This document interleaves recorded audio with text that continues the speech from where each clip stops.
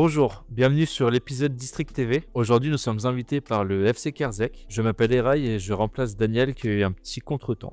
Aujourd'hui, nous nous retrouvons donc avec le FC Kerzec. C'est ça. Donc, nous avons avec nous Fabrice, Oui, c'est ça. qui est coach.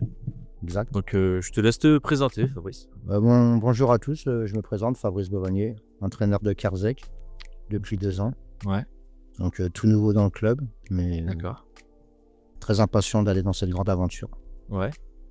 Première question, du coup, qu'est-ce qui vous a motivé à devenir coach et comment vous avez commencé au FC Kerzec? À Kerzec. Alors, coach, tout d'abord, ça fait quand même j'ai 50 ans, donc ça fait une trentaine d'années que... Ok. 25 ans que j'entraîne. J'ai commencé par des clubs à Paris, d'où je viens. D'accord.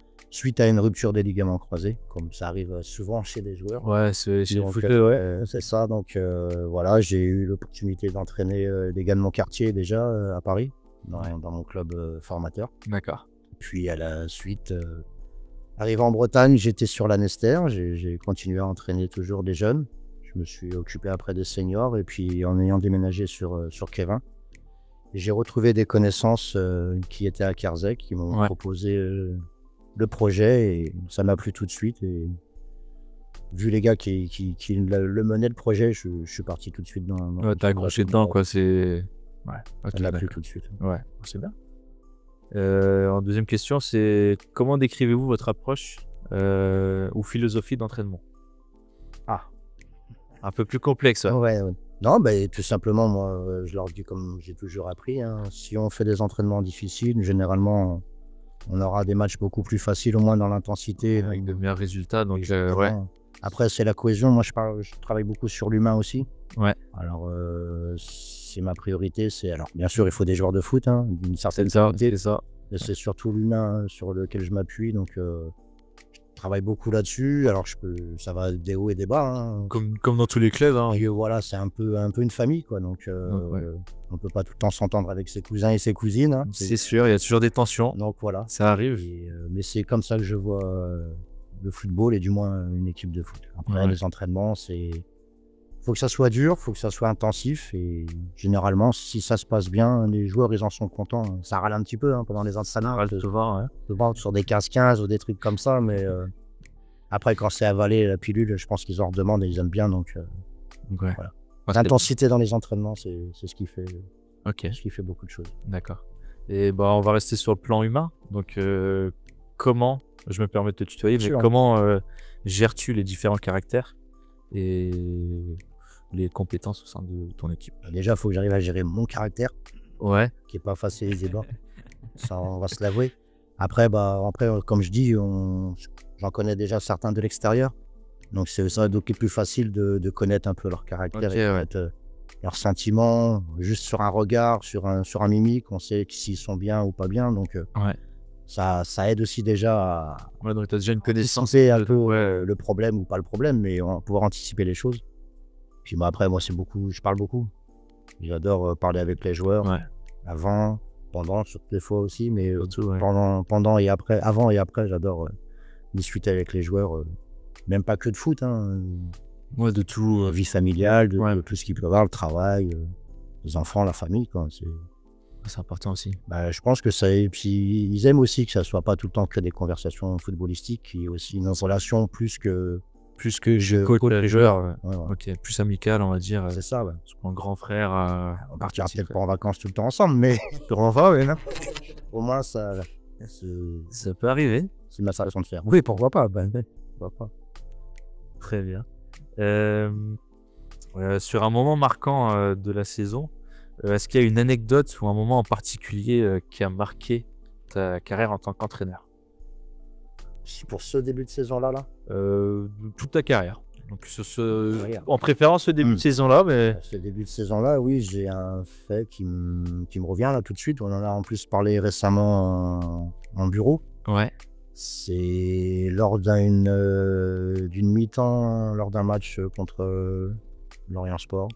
Ouais. Où on était, mais alors les circonstances sont qu'on marque rapidement, au bout de 5 minutes de jeu, on met un but. Résultat des courses à la mi-temps, il y a 4-1 pour Lorient Sport. Ok.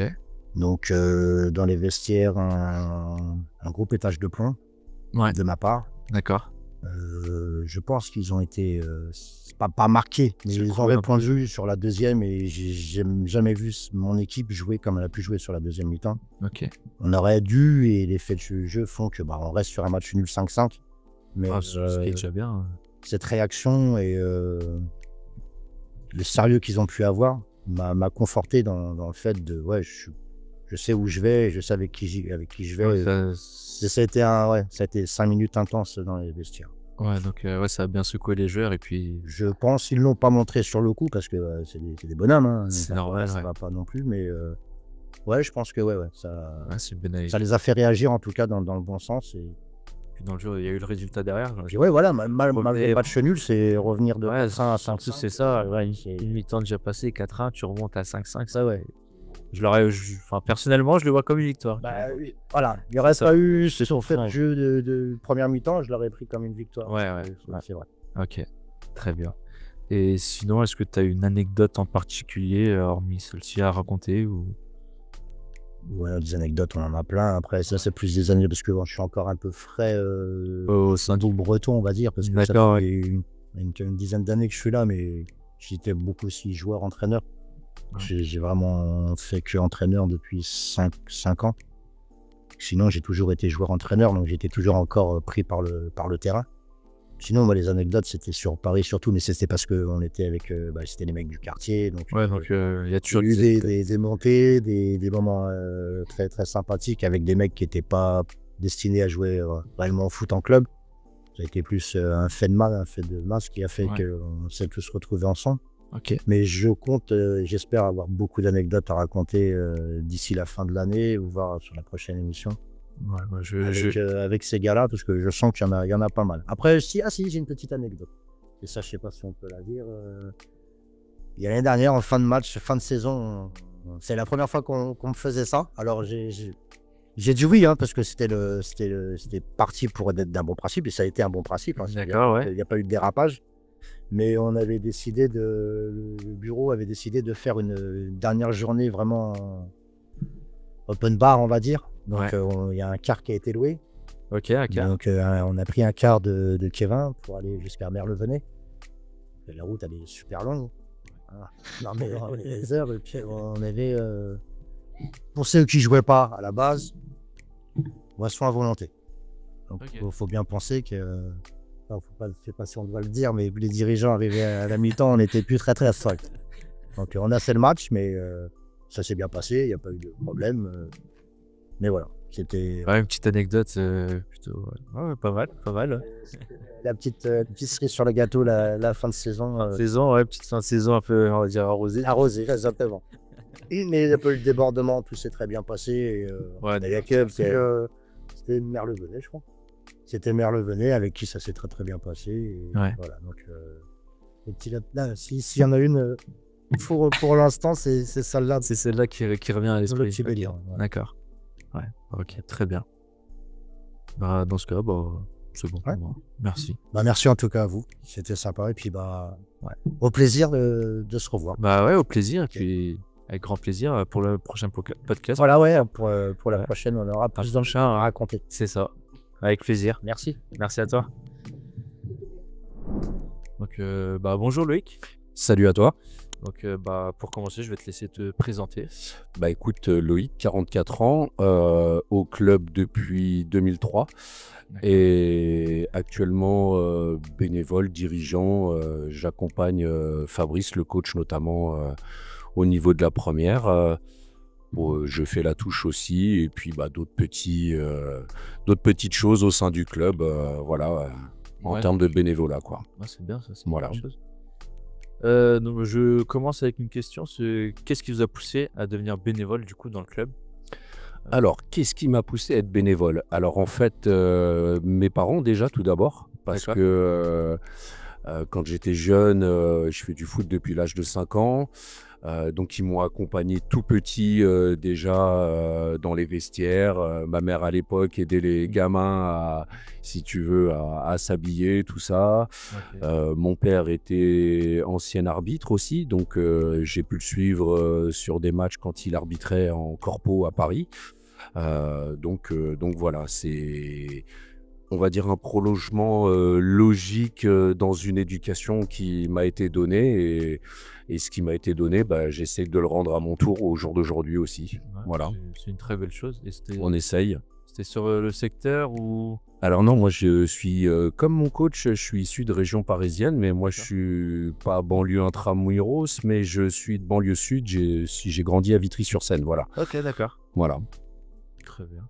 Et est-ce que tu peux nous décrire ton rôle et partager une expérience marquante en tant que bénévole ou d'arbitrage à la touche? Oh yo, il y en a un paquet hein, depuis toutes ces années.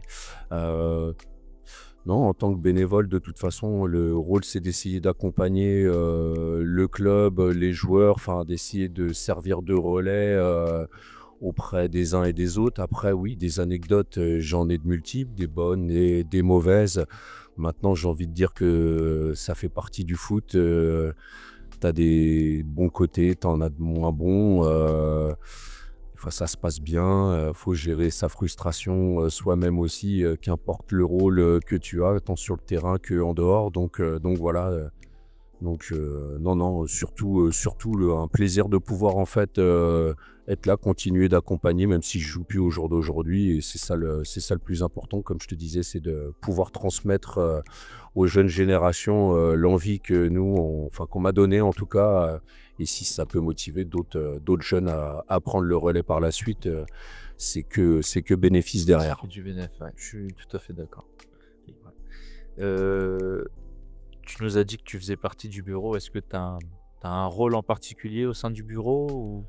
On va dire un rôle de consultant, puisque D'accord. comme je suis l'une des dernières personnes au club et qui a 20 ans de vécu au sein du club de Kerzec, hein, sur 25 ans d'existence, donc on va dire que j'ai vécu la plupart des moments du club. Donc je suis plus dans un rôle, on va dire, de consultatif. Voilà, j'apporte mon expérience quant au passé et puis ce que je vois et ce que j'observe au jour d'aujourd'hui avec le coach Fabrice que j'accompagne puisque je fais la touche tous les dimanches. Donc voilà, j'ai un œil aussi sur ce que font et comment justement le club évolue en termes de performance sportive. Ouais, c'est un peu le grand frère que les plus jeunes viennent consulter. Enfin, Ouais, ou ils viennent pas forcément me consulter. Moi, forcément, ils aiment bien plutôt me chambrer. Je suis un peu le, ouais, je suis le mec un peu chambreur aussi, parce que ça fait partie du jeu. Donc je chambre, on prend, on donne. Voilà, ça fait partie de la vie. C'est comme ça. Mais bon, aussi, c'est ce qui permet de créer du lien justement, voilà, c'est ça. et un rapport vraiment amical en dehors de l'aspect sportif, bien évidemment. C'est ça, même voire même familial. Ouais, bah, c'est une grande famille, Kerzec, hein, la plupart des gens qui sont à Kerzec depuis des années, il y a eu plusieurs groupes de personnes avec Ouais. plusieurs familles différentes. Différentes. Ma mère s'occupe par exemple de la buvette, tu vois, comme je te le disais, elle Ouais, continue d'accompagner le c'est club alors que elle a bientôt, elle approche les 70 ans. Donc voilà, on a deux petites mères qui nous accompagnent depuis des années. c'est une très bonne chose. Voilà, bah oui, c'est ce qu'il faut, c'est ce qu'il faut. Il n'y a pas ça dans tous les clubs. Non, il n'y a pas forcément ça dans tous les clubs, ouais, c'est sûr. Donc c'est quelque chose qu'on essaie de conserver. Et puis c'est un petit peu l'esprit famille que voilà, plus que bien sûr il y a l'aspect compète, mais voilà, c'est avant tout d'être fédérateur entre les générations. Ça c'est super important. Même, c'est une très très grosse force. Ouais, puisque c'est ce qui nous a permis de vivre. Hein, parce que faut le savoir, on a quasiment été durant pas mal de saisons le plus petit club du district et voire même de Bretagne, avec peu de moyens. Et donc chaque année, en fait, c'est un challenge supplémentaire où on passe une année, et tout le monde pensait à l'origine du club que ça tiendrait pas. Et puis, preuve en est, on arrive à 25 ans d'existence l'année prochaine. Donc, voilà. avec un projet derrière de fusion avec notre club voisin de Gestel. Voilà. Ok, très bien. Et est-ce que tu as un message à transmettre à des personnes qui souhaiteraient devenir bénévoles dans un club sportif? La passion. Ouais, la passion. La passion. J'ai envie de dire l'amour des gens quand même, parce qu'il faut quand même aimer les gens, les respecter et toujours vouloir créer du lien avec eux pour que justement il y ait une émancipation des uns et des autres, quoi. Sans ça, en fait, tu crées rien de toute façon, surtout pour un sport d'équipe. Donc là, on parle pas de faire du ping-pong ou de l'athlé, ou tu vois ce que je veux dire, un sport qui du tennis, tu vois, enfin des sports qui sont beaucoup plus individuels, mais pas forcément individualistes, mais voilà. Mais en collectif, ouais, c'est. Ah, tu fais rien sans ça, donc voilà.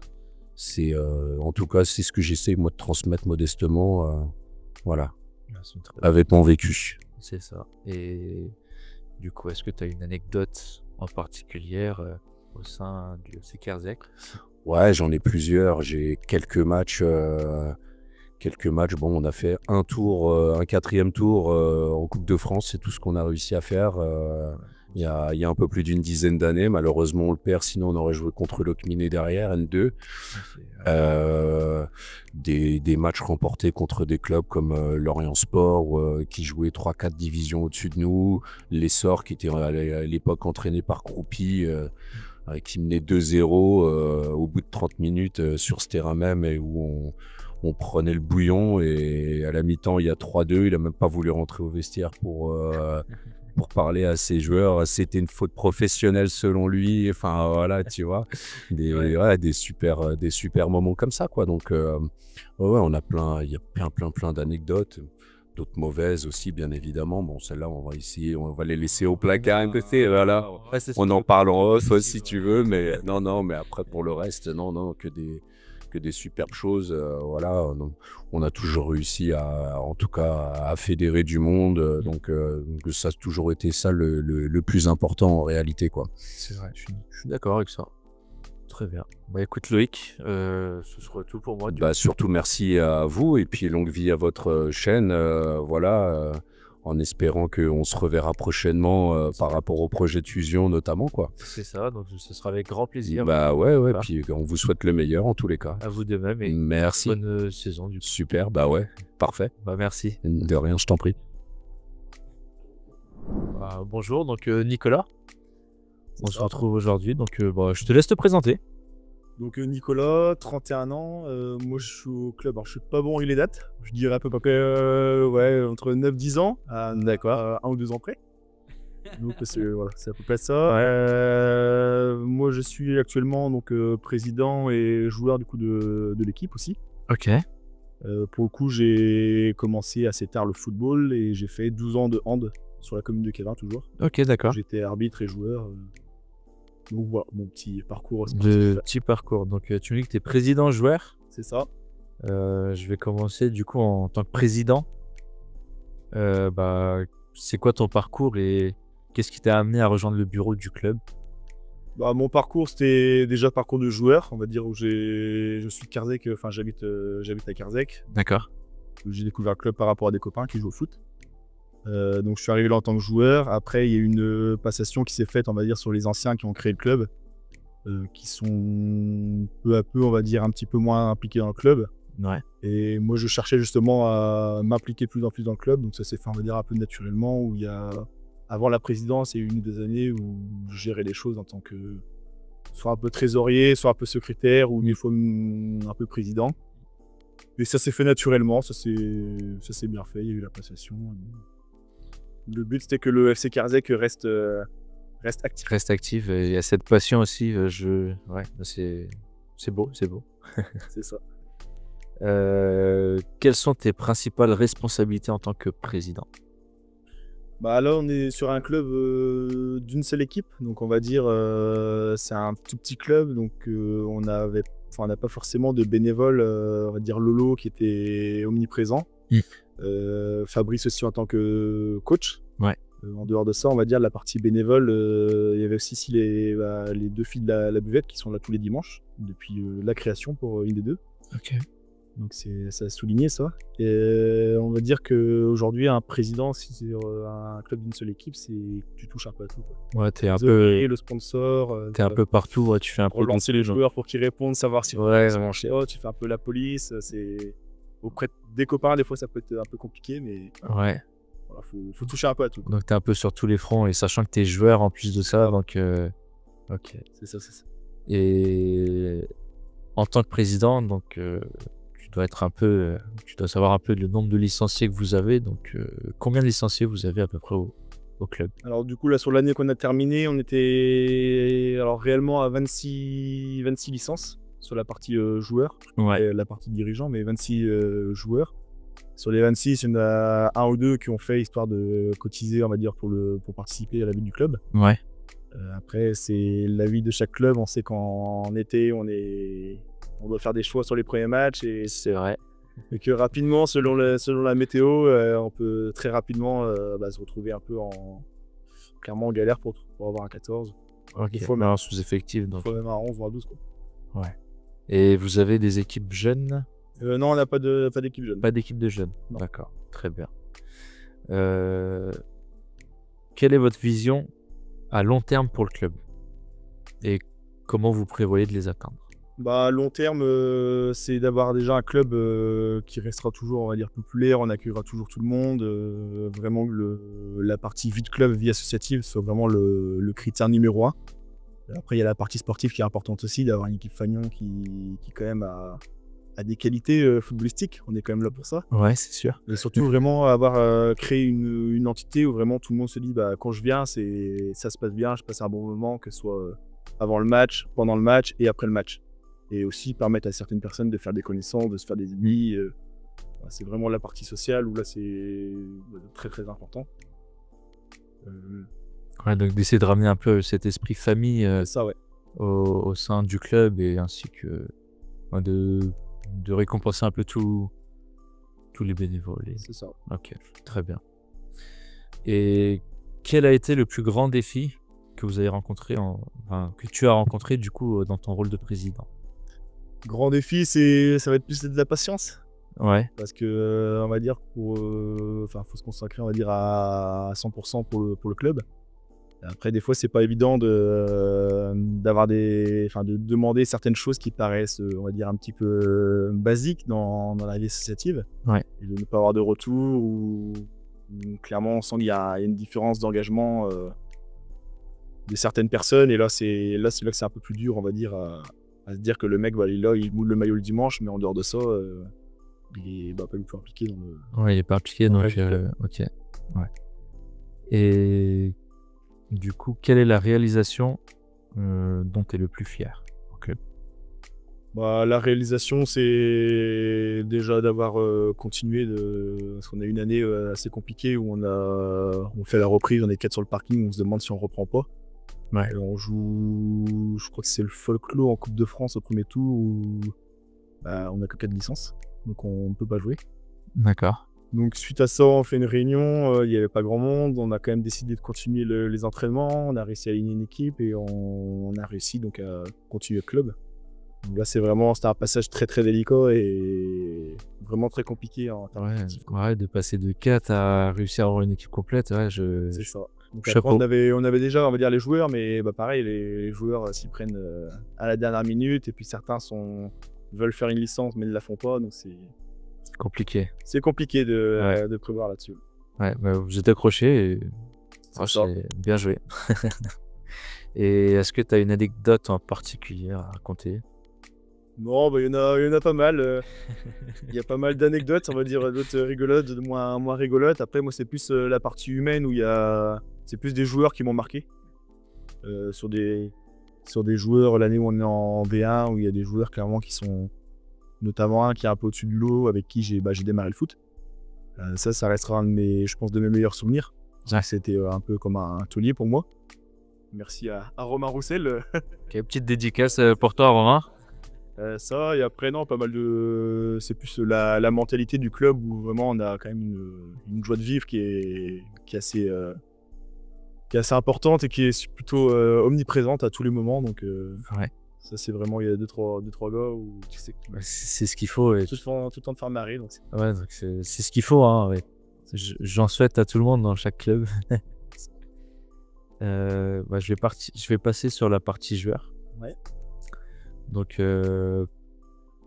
parle-nous un peu comment tu as commencé le foot.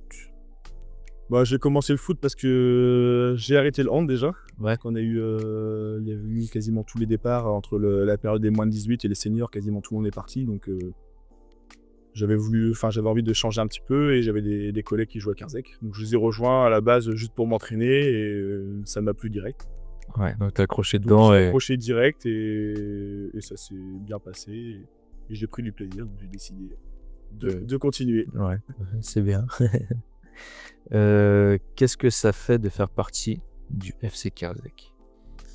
Le FC Carzec, on va dire, c'est le club de quartier, on va dire. Donc c'est vraiment un groupe de copains qui est déjà présent, on va dire, en dehors du terrain, en dehors du foot en général.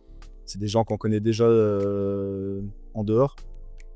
Et c'est surtout un club populaire qui a toujours accueilli un petit peu, tout le monde. Jamais eu de personne pour une histoire de niveau qui a été laissée sur le carreau. On va dire, on a des valeurs qui sont très très proches de des valeurs du sport. Donc non, là-dessus c'est une grosse fierté. Et puis étant originaire de Carzec, encore plus. Ça me paraît normal et naturel de rien lâcher pour ce logo. Pour mouiller le maillot, ouais, c'est ça. Est-ce qu'il y a un aspect que tu apprécies en particulier ici en tant que joueur ou dans le foot? Comme je vous disais, c'est vraiment l'identité du club, quoi. Ouais. Pour moi, c'est ce qui m'a fait rester, c'est ce qui fait que j'ai envie de continuer et que je lâcherai rien par rapport à ça, quoi. C'est, on va dire, à 100% pour ce club, quoi. Pour le FCK, ouais. En tant que joueur, quel est le plus grand défi que tu as dû avoir à surmonter? Moi, je dirais c'est le démarrage, hein, savoir. Je suis arrivé, on était en D2. Quand le coach me disait tu joues en 6 ou. Je savais pas si c'était le défenseur ou l'attaquant. Donc déjà, c'est un sacré démarrage déjà de savoir se placer, les déplacements un peu basiques à chaque poste. Ouais. Donc, ça, c'est compliqué un peu. Après, quand les filles, c'est pareil pour tout le monde à tous les débuts. Ouais, c'est ça. C'est compliqué. Et quand ils commencent à. Je pense que j'ai dû commencer à aller à 19 ou 20 ans. Ouais, un peu plus. C'était compliqué d'assimiler tout ça. Même si à ma première touche, la faire correctement, c'est pas évident. J'espère que tu les fais correctement. Moi, je les fais plus. C'est plus. On me dit joueurs qui savent toujours pas les faire. On en voit tout le temps. Alors, je dirais pas de nom s'ils pouvaient mal le prendre. En off. C'est ça. Quel est le match le plus mémorable que tu as eu ou auquel tu as participé? Mémorable, je dirais l'année dernière contre le CS Kevin, c'est le derby, quoi. Derby, ouais, du coup. On fait une vraiment bonne prestation. On n'est pas du tout ridicule dans le jeu et on perd 1-0 sur un penalty. Ils ont dans le jeu. Ouais, c'est ça. Donc c'était un match, après c'est un match derby, donc il y a un petit peu de monde aussi autour du terrain, donc c'est toujours des ambiances qu'on apprécie. Et en jouant D3 là actuellement, on va dire que c'est pas des affluences qu'on a régulièrement, donc quand il y a du monde, c'est sympa. Ouais, c'est toujours bien, ouais. Des matchs comme ça, derby, donc ça a souvent du monde. On accueille, du coup on est à Vanéry-Balin sur notre terrain, donc on les accueille, donc c'est avec plaisir qu'on les reçoit. Ouais. Et vous avez un autre derby cette année avec Kevin? Non. Non? Bon. Non, pas de derby. L'année prochaine en Coupe de France. On l'espère. Peut-être. On reviendra du coup. Ça marche. Et une anecdote en particulier à raconter? En tant que joueur, je vais rebondir sur ce fameux match à Merlevenez où moi clairement c'était un petit peu n'importe quoi. C'est bien amusé, on a bien vécu. Puis la célébration de notre Dadal sur le but qui... Je ne pourrais pas le dire, mais qui nous a montré tous ses atouts. Et là, c'est assez mémorable. Ouais, tu peux pas oublier. Non, voilà, non. Inoubliable. Il manquait juste une vidéo, ça aurait été le bonheur. Très bien. Écoute, Nicolas, du coup, je te remercie. Ouais, merci à toi, en tout cas. Ouais, merci. Et puis, on se retrouve sûrement en juin. C'est ça. Après la fusion. C'est ça. On l'espère. Pour raconter plein de bonnes choses. C'est ça, de nouvelles anecdotes peut-être. Très bien. Bah, merci à toi. toi. Merci beaucoup.